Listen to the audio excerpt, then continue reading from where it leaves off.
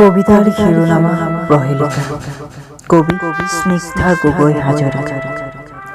কালভূমিত সেই পথেৰে মই আগবাঢ়ো, বুকুৰি জুলুঙাত এমুঠি দুখ লুকুৱাই। ৰিক্ত হৃদয়ৰ তিক্ত বেদনাই তিনিআলি পালি, কেঁকুৰিটোত যে এজাক মুখা পিন্ধা মানুহ, এন্ধাৰৰ ৰজা আখি আৱয়ব ঢাকি মোৰ ফালে চাই, বিবৰ্ণ মুখাৱৰী যে বৰ ভয়ানক, আৱৰি ধৰিব বিচাৰে মোক। মই মাথো আগবাঢ়ো জোনাকৰ সন্ধান, যদিওবা জীৱন এক অভিনৱ প্ৰহেলিকা।